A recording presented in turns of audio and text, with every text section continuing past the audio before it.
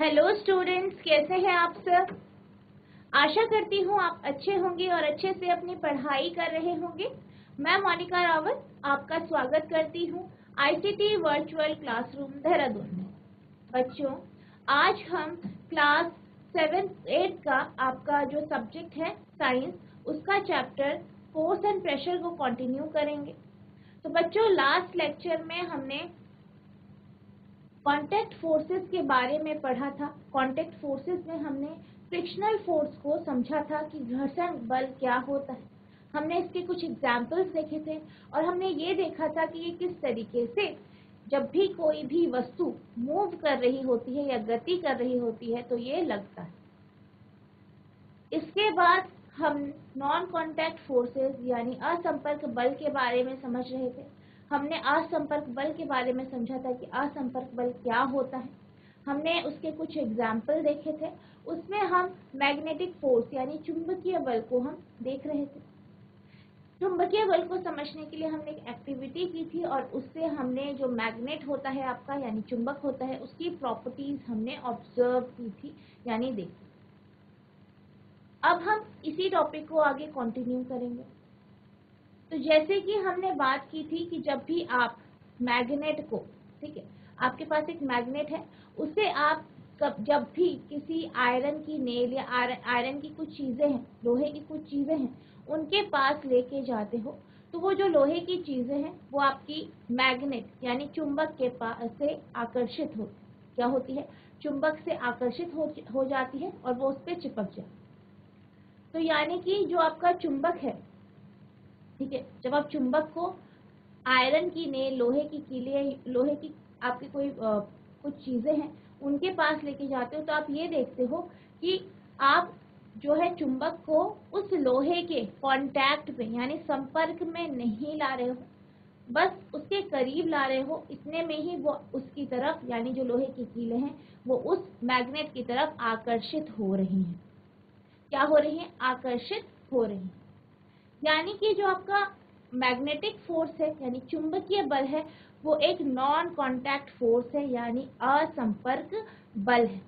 तो हम ये कह सकते हैं कि जो आपका, इस तरीके से हम ये समझ सकते हैं कि जो आपका चुंबकीय बल है, मैग्नेटिक फोर्स है, वो क्या है, एक नॉन कांटेक्ट यानी असंपर्क बल है।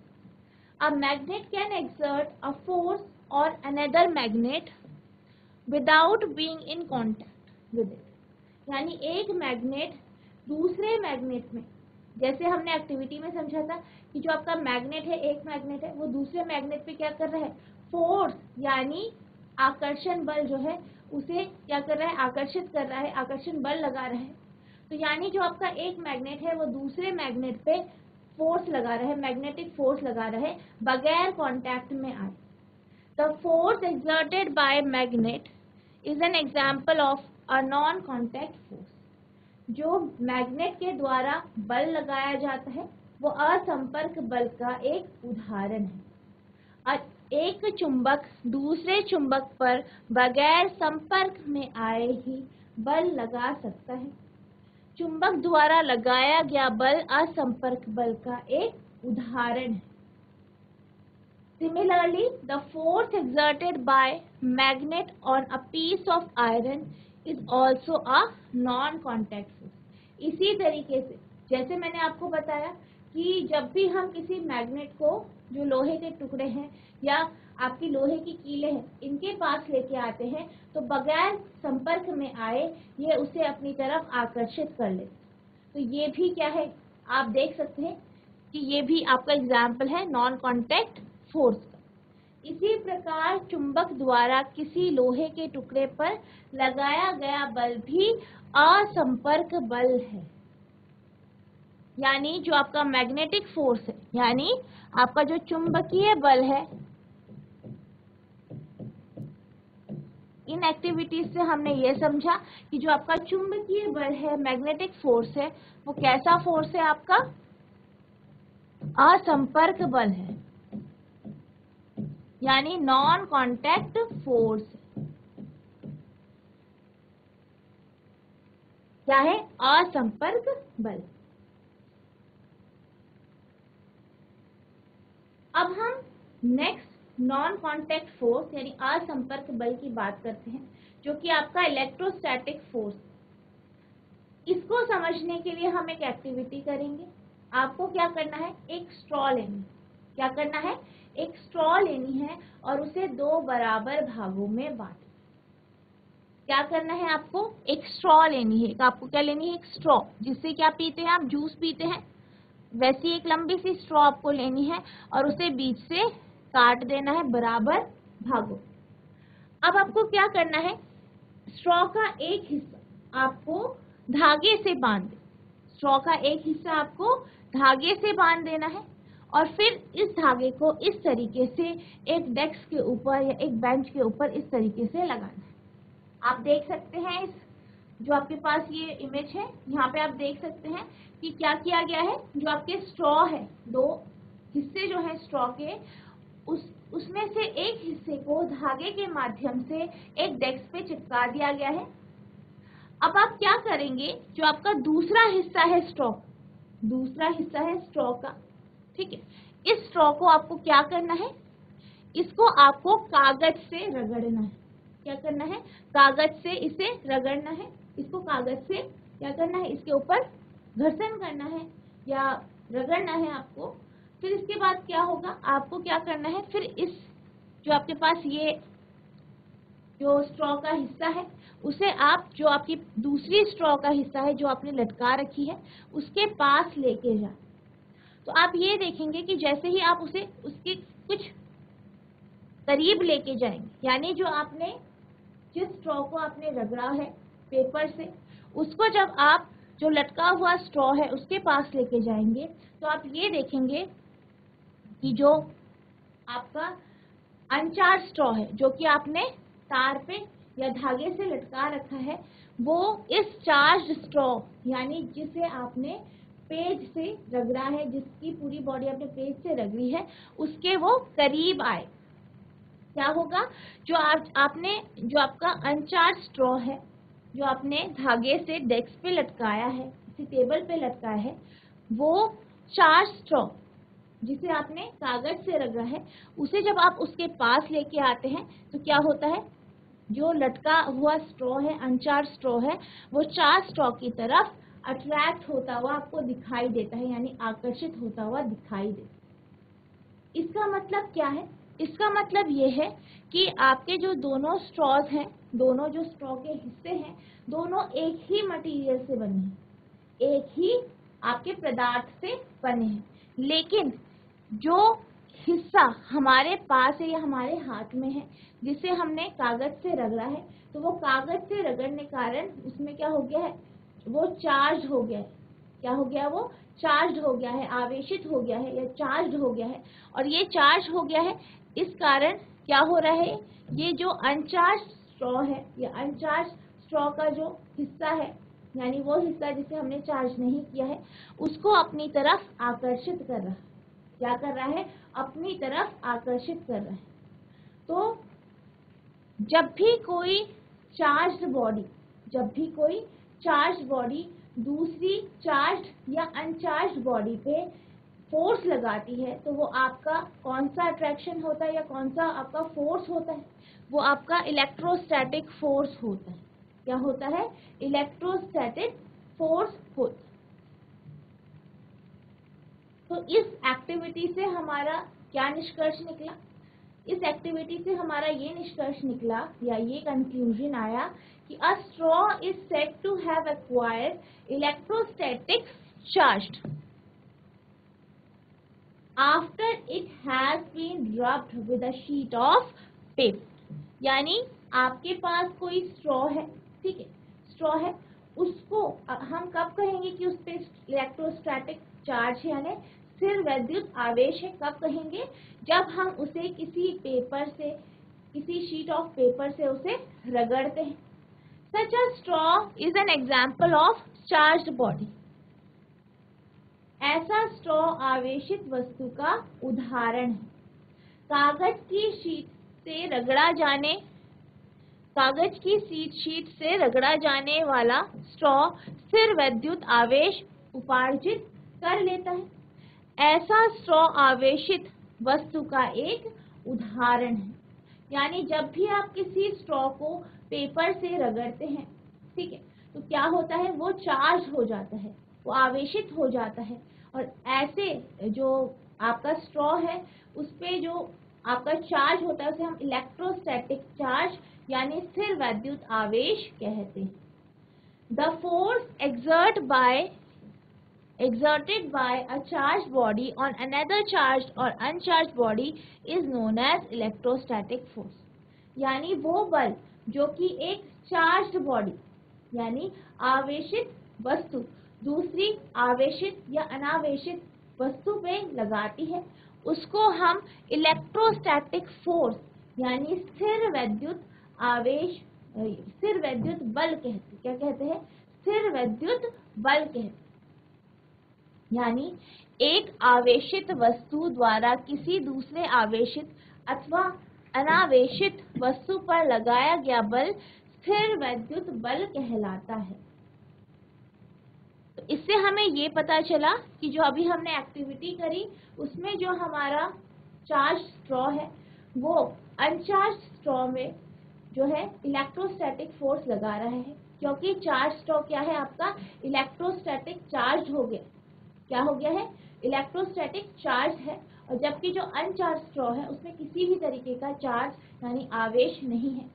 और जो आपका चार्ज स्ट्रॉ है, ठीक है, जो आपका इलेक्ट्रोस्टैटिक चार्ज स्ट्रॉ है वो अनचार्ज स्ट्रॉ को अपनी तरफ आकर्षित कर रहा है। तो इस तरीके का जो फोर्स है उसे हम क्या कहते हैं? इलेक्ट्रोस्टैटिक फोर्स यानी स्थिर विद्युत बल।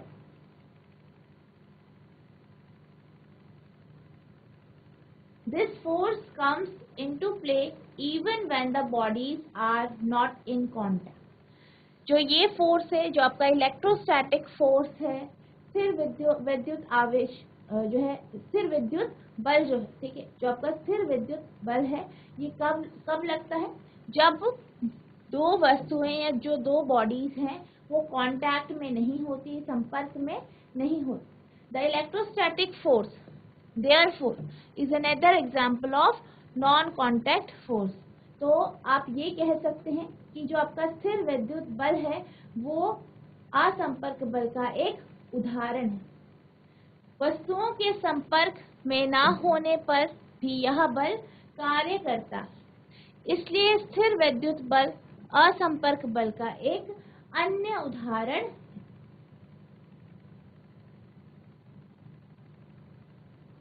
अब हम देखते हैं इलेक्ट्रोस्टैटिक फोर्स के एग्जाम्पल यानी स्थिर विद्युत बल के कुछ उदाहरण हम देखते हैं। जैसे कि आप क्या करते हैं, एक कंघी लेते हैं, कॉम्ब लेते हैं और उसे अपने बालों पे रगड़ते हैं। क्या करते हैं? रगड़ते हैं। तो जब आप उस कंघी को अपने बालों पे रगड़ते हैं तो इस कारण क्या हो जाता है, जो वो कंघी है वो चार्ज हो जाती है। क्या हो जाती है? आवेशित हो जाती है। तो जब आप उस कंघी को कुछ पेपर के टुकड़ों के पास लेके जाओगे कुछ इस तरीके से, तो जो आपके पेपर के टुकड़े हैं वो उस पर आकर्षित हो जाएंगे, यानी जो आपकी कंघी है उस पे आकर्षित हो जाएंगे और आपको इस तरीके से वो चिपके हुए दिखाई देंगे। इसी तरीके से दूसरा जो आपका इलेक्ट्रोस्टैटिक फोर्स का एग्जाम्पल है वो आपकी बिजली है, ठीक है। जो आपकी बिजली है, तो जब लाइटनिंग होती है, ठीक है, लाइटनिंग और थंडरिंग होती है, जैसे आपने पढ़ा होगा कि जब बादल आपस में टकराते हैं तो लाइटनिंग और थंडरिंग होती है। तो ये भी क्या एग्जाम्पल है? आपका इलेक्ट्रोस्टैटिक फोर्स का एग्जाम्पल है, यानी स्थिर विद्युत बल का एक उदाहरण है। तो ये क्या है? आपके इलेक्ट्रोस्टैटिक फोर्स के कुछ एग्जाम्पल है। अब हम नेक्स्ट जो हमारा नॉन कॉन्टैक्ट फोर्स है, असंपर्क बल है, उसके बारे में बात करेंगे, जो है आपका ग्रेविटेशनल फोर्स यानी गुरुत्वाकर्षण बल। क्या है? आपका गुरुत्वाकर्षण बल है। तो अगर हम गुरुत्वाकर्षण बल की बात करें तो गुरुत्वाकर्षण बल वो बल है जो कि पृथ्वी की तरफ लगता है या पृथ्वी लगाती है किसी भी वस्तु पे, जिस कारण वो वस्तु पृथ्वी की ओर गिरती है या फिर पृथ्वी की ओर या जो आपकी अर्थ है उसकी तरफ अट्रैक्ट हो। फॉर एग्जाम्पल, आपके पास एक बॉल है, आप अपने घर की छत पे गए, ठीक है, छत पे गए, छत से आपको नीचे बॉल गिरानी है, तो आप क्या करते हो, उस बॉल को छत से छोड़ देते हो। तो छत से जब आप उसे छोड़ते हो तो आप क्या देखते हो कि वो बॉल नीचे गिरती है, यानी वो बॉल आपकी ग्राउंड में या फर्श पे गिर जाती है। तो बेसिकली क्या हुआ है, जब आपने ऊपर से यानी छत से बल जो आपकी बॉल है उसे फेंका नीचे, तो वो क्या हुई, पृथ्वी की तरफ आकर्षित हुई। क्या हुआ, उस पर ग्रेविटेशनल फोर्स यानी गुरुत्वाकर्षण बल लगा, जिस कारण वो बॉल ऊंचाई से नीचे या ग्राउंड में गिर गई। इसी तरीके से अगर हम फलों की बात करें तो आपने देखा होगा कि जब फल पक जाते हैं तो क्या होता है, पेड़ों से फल नीचे गिरते हैं। तो बेसिकली जब पेड़ों से फल नीचे गिरते हैं तो क्यों गिरते हैं, वो ग्रेविटी की वजह से यानी गुरुत्वाकर्षण बल की वजह से वो नीचे गिरते हैं, क्योंकि जो आपकी पृथ्वी है वो उसे या फलों को अपनी तरफ अट्रैक्ट करती है। या हम ये भी कह सकते हैं कि इस दुनिया में या जितनी भी चीजें हैं, जितनी भी वस्तुएं हैं, उन सबको पृथ्वी अपनी तरफ आकर्षित करती है यानी अट्रैक्ट करती है, जिस कारण क्या है, सारी की सारी जो चीजें हैं वो पृथ्वी पे गिरती है, या हम पृथ्वी की सतह पर चल पाते हैं, पृथ्वी की सतह पर है, बारिश नीचे गिरती है। तो ये सब जो एग्जाम्पल है वो जो है वो आपके ग्रेविटेशनल फोर्स के एग्जाम्पल है, क्योंकि ग्रेविटी के कारण ही जो आपके बारिश की बूंदें हैं वो नीचे गिरती हैं, आप पृथ्वी के ऊपर रह पाते हैं, पृथ्वी के ऊपर चल पाते हैं, या जो आपकी सारी वस्तुएं हैं या जैसे मीटियोर्स है वो पृथ्वी पे गिरता है जब वो पृथ्वी के अंदर आता है। तो ये सब क्यों होता है, बेसिकली क्योंकि जो आपका ग्रेविटेशनल फोर्स है उसके कारण ये सब कुछ होता है। ऑब्जेक्ट और things fall towards the earth because it pools them, यानी जो आपकी वस्तुएं होती हैं ये पृथ्वी की तरफ गिरती है क्योंकि पृथ्वी इसे अपनी तरफ खींचती है। This force is called force of gravity और जस्ट ग्रेविटी। तो इस फोर्स को, इस बल को हम फोर्स ऑफ ग्रेविटी यानी गुरुत्व बल, या आप इसे गुरुत्व कहते हैं, ग्रेविटी या फिर फोर्स ऑफ ग्रेविटी कहते हैं। वस्तुएं पृथ्वी की ओर इसलिए गिरती है क्योंकि यह उन्हें अपनी ओर आकर्षित करती है। इस बल को गुरुत्व बल या केवल गुरुत्व कहते हैं। This is an attractive force. ये आपका कैसा फोर्स है, कैसा बल है, आकर्षण बल है, क्योंकि आप ये देख रहे हैं कि जो भी चीजें हैं, हर एक चीज पृथ्वी की तरफ अट्रैक्ट हो रही है, पृथ्वी की तरफ आ रही है, पृथ्वी की तरफ खींची चली जा रही है, वो पृथ्वी से दूर नहीं जा रही। तो हम ये कह सकते हैं कि जो आपका ग्रेविटेशनल फोर्स है या ग्रेविटी है वो कैसा फोर्स है, आपका कैसा बल है, आकर्षण बल है या attractive force. The force of gravity acts on all object. गुरुत्व बल प्रत्येक वस्तु पे लगता है, यानी जो आपका फोर्स ऑफ ग्रेविटी है, ठीक है, गुरुत्वाकर्षण बल है, वो हर एक वस्तु पे लगता है। जैसे हमने अभी बात करी कि जो बारिश की बूंदें हैं वो नीचे क्यों गिरती है, ग्रेविटी के कारण। हम पृथ्वी पे क्यों हैं, क्योंकि ग्रेविटी है पृथ्वी पे जो हमें इस पृथ्वी से बांध के रखती है या इधर हमें पुल करके रखती है। तो यही कारण है कि सारी की सारी जो भी वस्तुएं पृथ्वी पे है उन सब पे ग्रेविटेशनल फोर्स या गुरुत्वाकर्षण बल लगता है। तो अगर हम गुरुत्वाकर्षण बल की बात करें तो आप ये देख सकते हैं कि पृथ्वी का डायरेक्ट कांटेक्ट किसी भी वस्तु पे नहीं है, वो क्या है, दूरी से ही उस वस्तु पे या ऑब्जेक्ट पे लग रही है। इसलिए ये जो है आपका एग्जाम्पल है एक नॉन कांटेक्ट या असंपर्क बल। इसके और जो है एग्जाम्पल, जैसे कि आपने देखा होगा कि जब भी आप टंकी जो है, घरों में जो टंकी लगाई जाती है वो छत पे लगाई जाती है और काफी ऊंचाई पे लगाई जाती है। तो बेसिकली क्यों लगाई जाती है, ताकि जो उस टंकी में पानी भरे तो वो इजीली आपका नीचे जो नीचे टैप है वहां तक पहुंच जाए, जो कि आपके ग्राउंड लेवल पे है। तो बेसिकली जो आपका पानी है वो ग्रेविटी के ही कारण आपके छत पे जो टंकी भरी है उससे नीचे आता है, ठीक है। तो ये आपका एक उदाहरण है। इसी तरीके से जो आपकी रिवर होती है, नदियां होती हैं, वो भी नीचे की तरफ बहती है। किसके कारण? फोर्स ऑफ ग्रेविटी यानी गुरुत्वाकर्षण बल के। Water begins to flow towards the ground as soon as we open a tap. जैसे ही हम कोई नल खोलते हैं पानी धरती की ओर बहने लगता है, क्योंकि क्या होता है? गुरुत्वाकर्षण बल लगता है आपके पानी पे, इसलिए वो धरती की तरफ और नल से निकलने लग जाता है पानी। Water in river flows downwards due to the force of gravity. गुरुत्व बल के कारण ही नदियों के में पानी नीचे की ओर बहता है, यानी ग्रेविटेशन के कारण ही जो नदियां हैं उसका जो पानी है वो नीचे की ओर बहता है।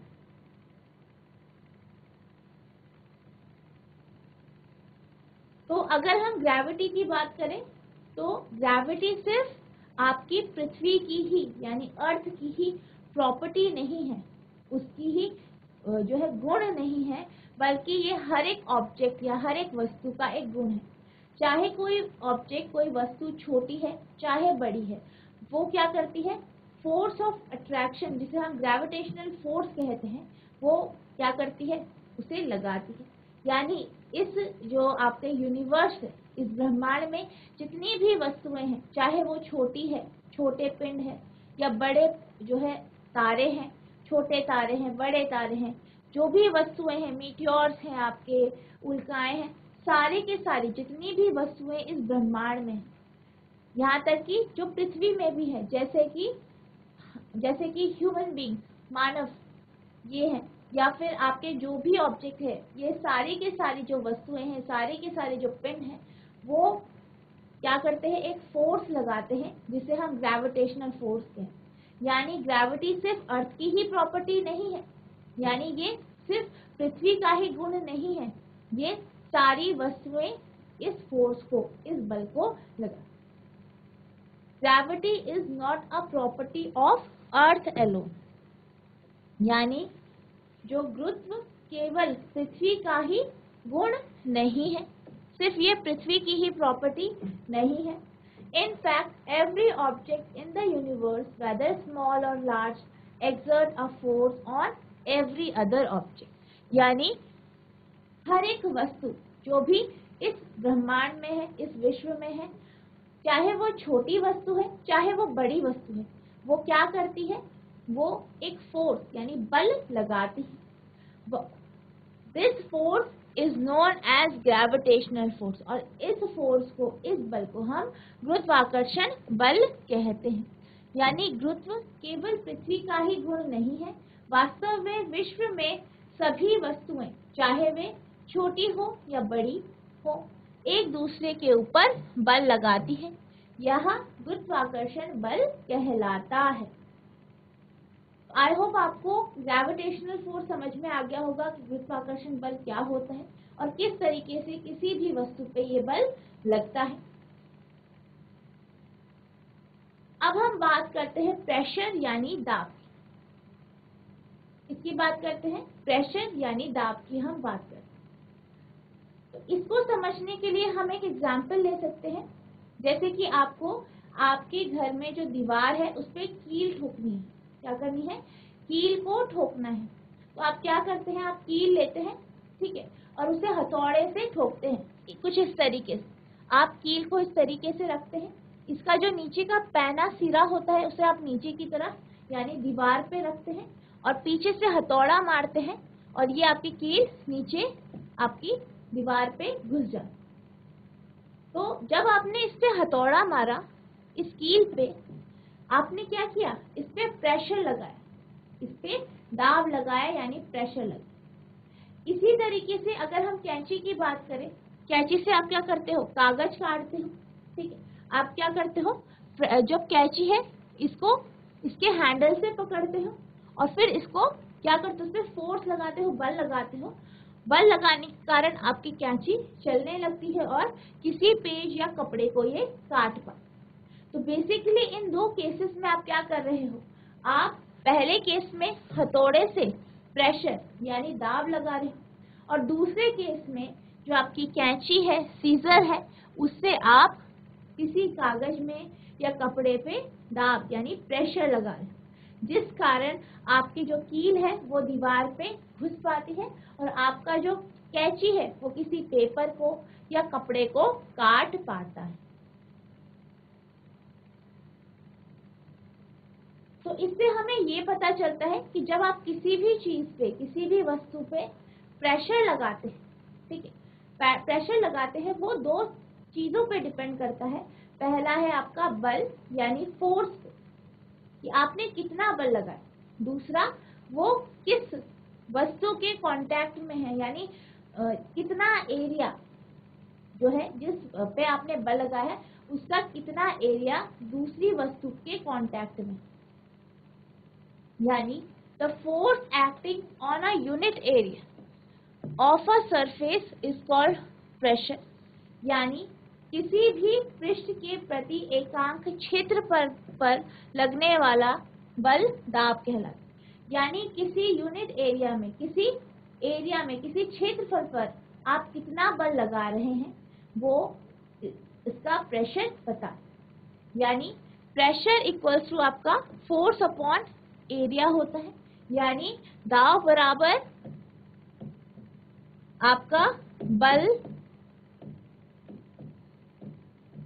और आपका क्या होता है अपॉन आपका एरिया यानी क्षेत्रफल होता है, यानी कितने क्षेत्रफल पर ये बल लगाए गए। तो ये आपका रेशियो होता है, अनुपात होता है बल और क्षेत्रफल का। तो ये आपका फोर्स होता है। अब हम बात करते हैं जो अभी हमने डिस्कस किया था इनके बारे में ही। अब आप देख सकते हैं हम क्या कर रहे हैं, हमने दोनों केसेस देखे और दोनों केसेस में हमने देखा कि हमने क्या किया है, बल लगाया है किसी वस्तु। अब पहले हम इस केस को देखते हैं। आपके पास ये कील है, ठीक है, क्या है ये कील है, और आप जानते हैं कील कुछ इस तरीके की होती है। यानी जो आपकी कील होती है उसका एक सिरा चौड़ा होता है और दूसरा सिरा नोकीला होता है यानी पतला हो। कैसा होता है, नोकीला यानी पतला हो। अब जब आप क्या करते हो, इस कील को किसी दीवार पे आप लगाना चाहते हैं तो आप क्या करते हो, इस कील का जो नोकीला सिरा है उसे आप दीवार की तरफ रखते हो और जो इसका चपटा सिरा है या जो चौड़ा वाला सिरा है उसको आप दूसरी दिशा पे रखते। कुछ इस तरीके से आप रखते हो। अब क्या करते हो, आप इस पे प्रेशर लगाते हो, किससे, एक हथौड़े। क्या कर रहे हो आप, प्रेशर लगा रहे हो एक हथौड़े से और इसके ऊपर यहाँ पे आप प्रेशर लगाते हो। तो जब आप इस पे प्रेशर लगाने की कोशिश करते हो, बेसिकली आप क्या कर रहे हो, फोर्स दे रहे हो, बल लगा रहे हो। इस कील को ठोकने के लिए आप बल लगा रहे हो, फोर्स लगा रहे हो यहाँ पे। और जब ये फोर्स इस कील पे लगता है तो आप देख सकते हैं कि जो आपका दीवार है, जो आपकी दीवार है जिसपे आपको इस कील को लगाना है, तो उसके कांटेक्ट में इस कील का एक नोकीला हिस्सा है। कौन सा हिस्सा है, नोकीला हिस्सा है। यानी जो ये कील का नोकीला हिस्सा है, आप देख सकते हो इसका जो क्षेत्रफल है वो बहुत कम है। कैसा है, कम है, बहुत छोटा है। तो जब आप इस पे फोर्स लगाओगे तो जो आपकी ये कील है, जो आपकी कील है, कील के ऊपर आपने क्या किया, फोर्स लगाया, बल लगाया, ठीक है। आप बहुत ज्यादा बल लगा रहे हैं और ये जो सिरा है इसका दूसरा जो आपका वॉल की तरफ है, दीवार की तरफ है, वो कैसा है, नोकीला। और हम क्या जानते हैं कि जो फोर्स है वो बराबर होता है, जो आपका प्रेशर है वो बराबर होता है फोर्स अपॉन एरिया के। यानी दाब बराबर बल और आपका अपॉन आपका क्षेत्रफल यानी एरिया हो। अब यहाँ पे जो एरिया है, कॉन्टैक्ट का जो एरिया है वो बहुत कम है। यानी कि जब हम इस पे फोर्स लगाएंगे, जब हम इस पे फोर्स लगाएंगे इस कील पे, तो इस कील का जो ये सिरा है इस पे ज्यादा आपका प्रेशर लगेगा। क्या लगेगा, ज्यादा प्रेशर लगेगा, क्योंकि आप फॉर्मूले से देख सकते हैं कि जो आपका प्रेशर है और एरिया है ये दोनों क्या है, इनवर्सली प्रोपोर्शनल है। इसका मतलब ये है कि अगर आपका क्या होगा, एरिया कम होगा तो आपका प्रेशर ज्यादा लगेगा, अगर एरिया ज्यादा होगा, क्षेत्रफल ज्यादा होगा तो दाब आपका कम हो जाए। तो यही कारण है कि जब भी हम कील बनाते हैं तो कील का जो एक सिरा है, जिस सिरे से हमें इसे दीवार पे लगाना है, उसको हम पैना बनाते हैं, ताकि जो एरिया ऑफ कांटेक्ट है यानी जो क्षेत्रफल संपर्क पे आएगा वो आपका छोटा हो। इसी तरीके से अगर हम कैंची की बात करें, किसकी बात करते हैं, कैंची की बात करते हैं, तो आपने देखा होगा कि जो आपकी पैनी कैंची होती है यानी जिसकी धार तेज होती है, उसी से आप अच्छा कागज या कपड़ा अच्छे से काट पाते हैं। तो बेसिकली होता क्या है, जो आपकी कैंची है, सीजर है, जो हिस्सा इसका इस पेपर या फिर कपड़े के कांटेक्ट में आएगा, उसको हम पैना कर देते हैं यानी पतला कर देते हैं, ताकि जो एरिया है, क्षेत्रफल है, जो कि कांटेक्ट पे आ रहा है, संपर्क पे आ रहा है, वो कम हो जाए। ठीक है, ताकि प्रेशर ज्यादा लगे और आपका कपड़ा या कागज इजीली कट जाए। तो यही कारण है कि जो आपका क्या होता है, आपकी नेल होती है, कील होती है, उसका एक सिरा पैना या फिर पतला रखा जाता है, और आपकी जो कैंची होती है उसको आप पैना रखते हो या उसकी धार को आप तेज रखते हो।